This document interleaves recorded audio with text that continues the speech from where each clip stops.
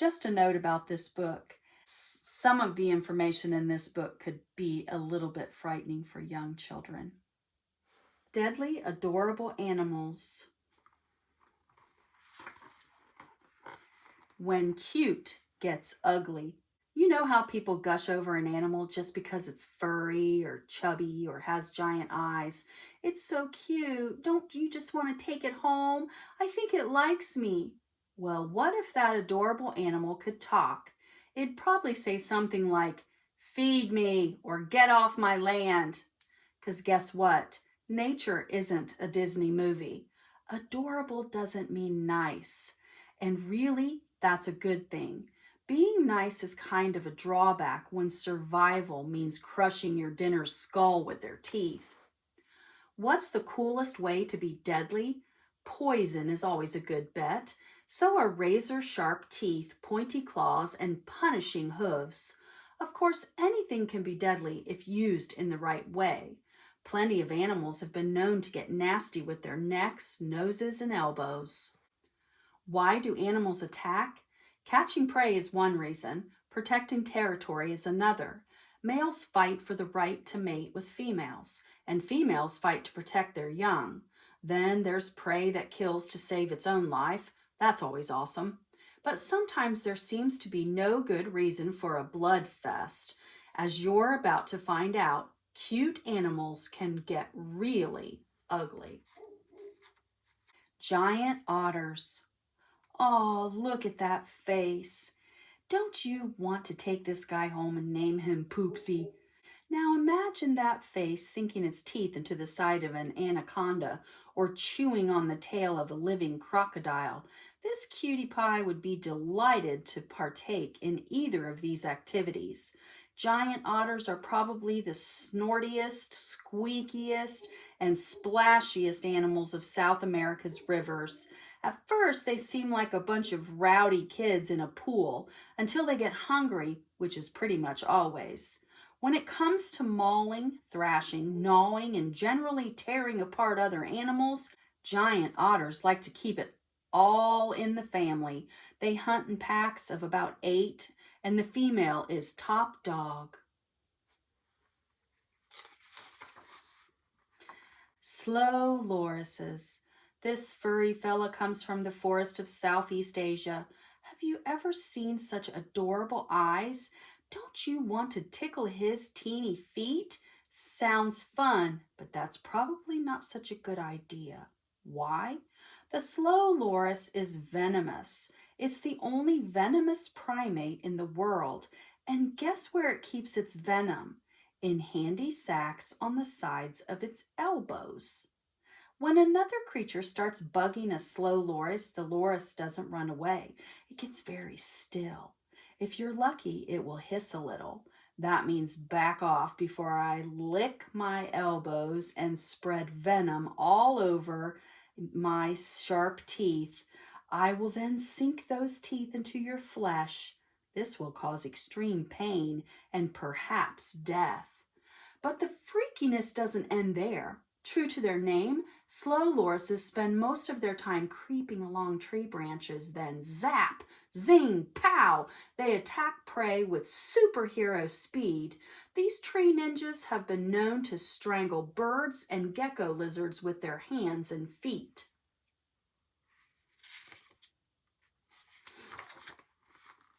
Long-tailed weasels. This North American critter certainly has a serious case of cute. It even purrs like a kitty when it's happy. Let's take a closer look at just what happy means to this little guy. Just for kicks, let's do it in one of those adorable poems that spells a word. H is for hungrily devours 1/3 of its own weight in meat in one day.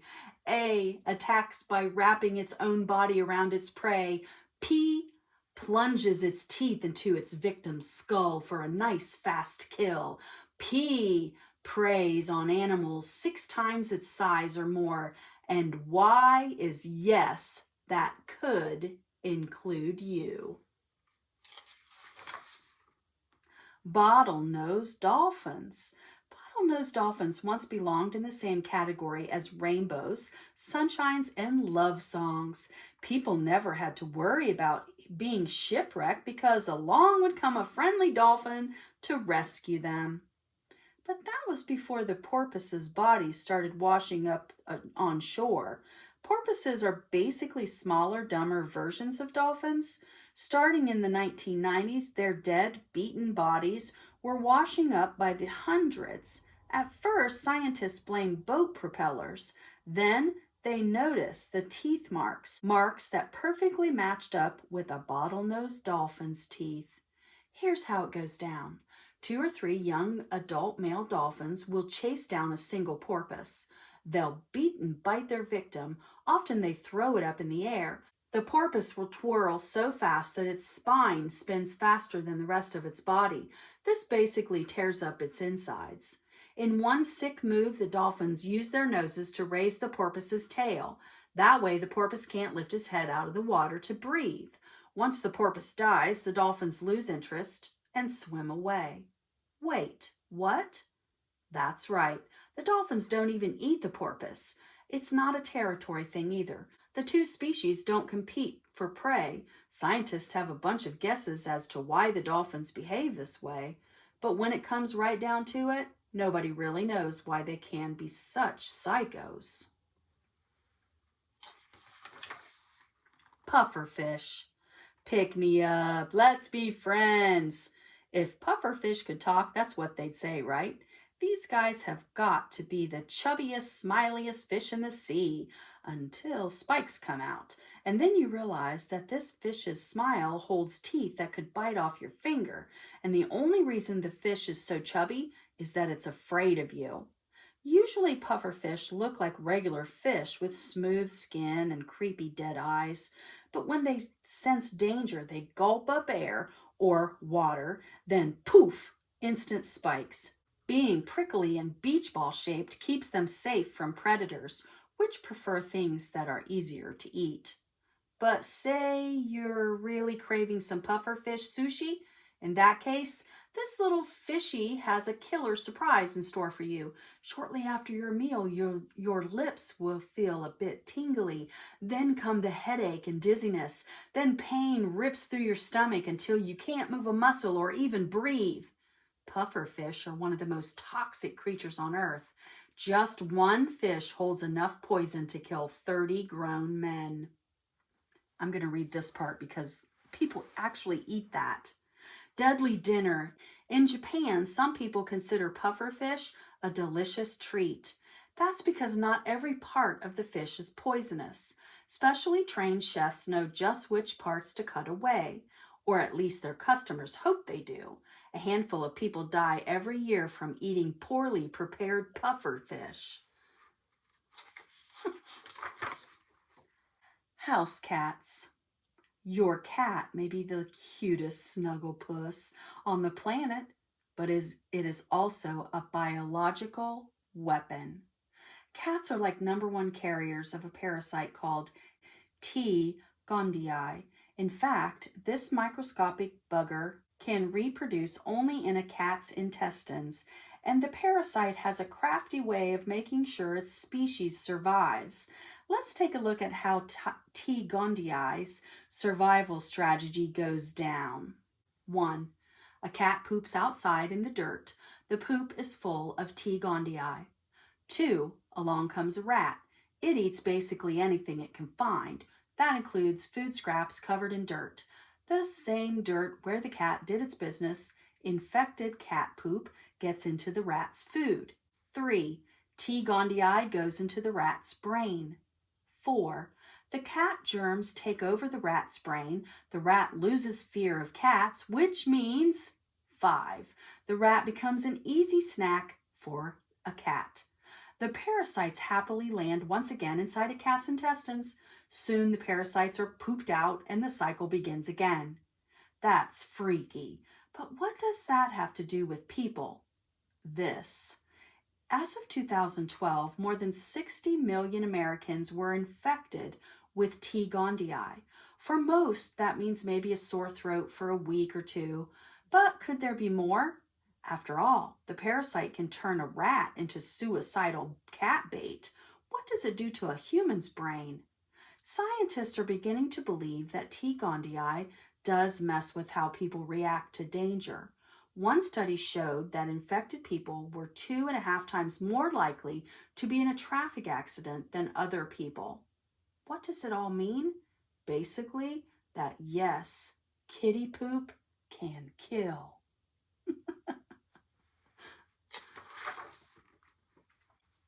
Golden poison dart frogs. This hoppy little critter is just so cute and shiny and really, truly golden. Even if you're not 2 years old, you just can't help reaching out to touch. Which is why the next time you're in the rainforest of Colombia, you should do yourself a favor and wear handcuffs. Even touching a golden poison dart frog could mean fast and painful death. This guy's skin holds the most powerful poison in nature. The frog's freakishly bright color advertises this fact to bigger creatures which wisely stay away. Native people in Colombia have known about this golden blob of terror for centuries. In fact, hunters once wiped their spears, also known as darts, on the frog. That made the hunter's weapons extra deadly. It's also how the frog got its name. Polar bears. Ice bear, Lord of the Arctic, God's dog. Those are all real nicknames that northern cultures have used for the polar bears. And no wonder this magnificent creature is the baddest bear out there. Check it out. The polar bear is the world's largest land predator. It weighs in at 1,200 pounds. This guy can't even feel cold unless temperatures dip below -34 degrees. A polar bear can sniff out its prey from 20 miles away. Polar bears mostly eat ringed seals, which are mammals. Even though they live in water, the seals have to come up for air, so they make a bunch of breathing holes in the Arctic ice. A polar bear will wait for days at a breathing hole. It stands there on all fours, totally silent. When the seal comes up, bam! The bear grabs the seal in its 2-inch claws. It drags the seal onto the ice, then it crushes the seal's skull with its teeth. Platypus. This adorable critter from Australia gets a lot of press for being odd. It's furry, but has webbed feet and a bill like a duck. It's a mammal that lays eggs. So yes, it's weird, but deadly. Doesn't a platypus basically eat worms? It doesn't even have teeth, right? How deadly can it be? Very. Just check out the dead dogs and cats that have been killed by platypus venom. Or the guy whose arms swelled up for weeks after a platypus sting. That's right, male platypuses have sharp stingers on their heels. They use these stingers to shoot venom into their enemies.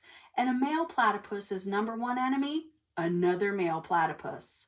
Notice how we didn't mention female platypuses just now? That's because they don't have stingers.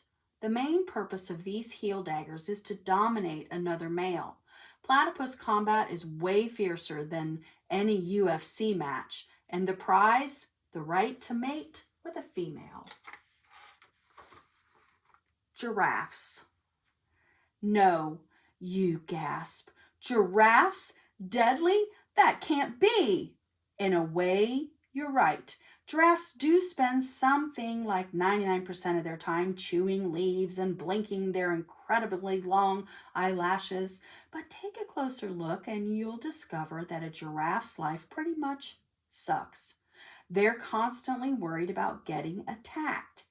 It's for that reason that giraffes live in herds and stay away from trees, which are good for hiding predators. It's also why giraffes almost never sit down and sleep only 20 minutes a day, still standing up. Giraffes can't even take a drink for more than a few seconds because that means dropping their heads and letting down their guard. Most of all, giraffes never leave their babies, called calves, without a babysitter. Yet 50 to 70% of giraffe calves are killed by predators in their very first few months of life. Can you blame a giraffe for being a little crazy? After all, sometimes when a lion comes nipping at your tail, you don't want to run away. You want to use your incredibly powerful legs and sharp hooves. Whack! You want to crush the lion's skull with a single blow because you can, and because that's how deadly is done giraffe style. Chimps. Chimpanzees share 98% of human DNA. They're furrier, cuter versions of first graders, basically. Well, brain-eating first graders with razor-sharp teeth and superhuman strength, that is. Most of the time, a chimp is fine with eating fruit and munching on leaves, but sometimes a chimp gets a hankering for some monkey blood. In that case, it may grab a monkey and bite into its brain, wring the monkey's neck with its freakishly strong hands, grab the monkey by its legs, and slam its head against a tree. The chimps begin its meal with its favorite part, the monkey brains. To get the brains, the chimp tears off the monkey's head, or it pries open the monkey's skull with its teeth and fingers, the way you might open the top of a banana. The chimp licks the inside of the skull clean. Then it goes on to finish the rest, hair, bones, and all. How to survive a chimp attack. Chimps have been known to attack and even kill humans. The next time you stumble into a chimp territory, remember these tips. Don't run. That's like asking a chimp to chase you.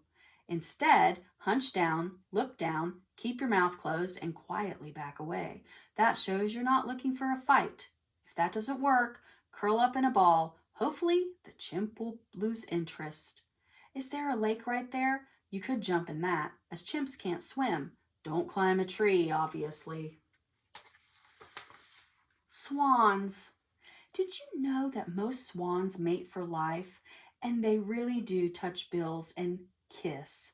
Plus, their long necks really do make a heart shape. These are some beautiful animals. You can barely watch one go by without imagining classical music playing in the background, unless, of course, the swan starts beating you with its bony knobs on its huge wings, breaking your arm. Yikes. In that case, the classical music turns to squeaky violins mixed with screams. Yet, let's be fair to swans. The only reason they attack is because you're invading their territory. Swans are some of the most devoted parents in the animal world. They don't know that you're just trying to take a picture of water lilies to send to your Aunt Penelope. When they hiss and bark at you like rabid dogs, that's just their way of saying, "Don't mess with my family." They probably won't chase you far. However, when you leave, they just might celebrate with a special victory dance. The swan parents face each other with raised wings. Their calls ring out across the lake. That's their way of saying woot woot in swan talk. Be careful when canoeing. You could become the subject of when swans attack. Deadly, adorable animals.